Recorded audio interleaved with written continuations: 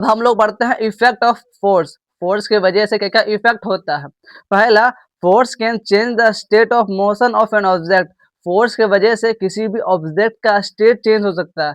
एक एग्जांपल देख लो, मानो कि एक फुटबॉल है वो रेस्ट में है, उसका जो स्टेट है वो रेस्ट हुआ, उसको एक लड़का आया, उसको पुश किया, उसको फोर्स लगाया, उसको किक किया, तो इसका मतलब है कि अब वो मोशन में आ गया। तो फोर्स के लगाने की वजह से जो बॉडी था, जो फुटबॉल था, रेस्ट में था, लेकिन अगर वो फोर्स लगा उसके बाद क्या हुआ, वो मोशन में आ गया। पहला पॉइंट यही बोलता है कि किसी भी रेस्ट ऑब्जेक्ट के ऊपर अगर हम लोग फोर्स लगाएंगे तो वो मोशन में आ जाएगा। दूसरा, फोर्स कैन इंक्रीज और decrease the speed of an object. Force जो किसी भी ऑब्जेक्ट का स्पीड डिक्रीज या इंक्रीज कर सकता है।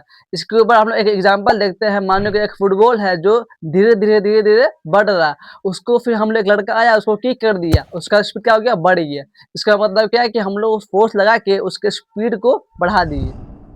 तीसरा, force can change the direction of an moving object. मतलब कि फोर्स के लगाने की वजह से किसी भी ऑब्जेक्ट का डायरेक्शन भी चेंज हो सकता है।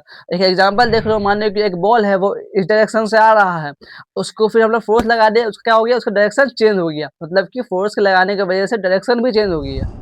चौथा, force can stop a moving object. Force लगाने से हम लोग किसी भी मूविंग ऑब्जेक्ट को रोक सकते हैं।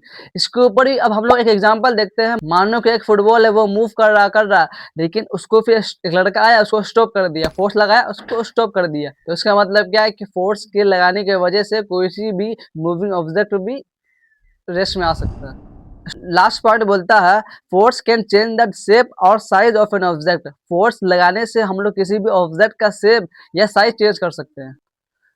इसको अब हम लोग समझते हैं एग्जाम्पल की मदद से। मानो कि ये पेन है, इसका शेप कुछ इस तरह से, इस पे हम लोग फोर्स लगाएंगे, इसको हम लोग पूरा फोर्स लगाएंगे, इसको तोड़ेंगे तो क्या होगा, इसका जो शेप है वो चेंज हो जाएगा।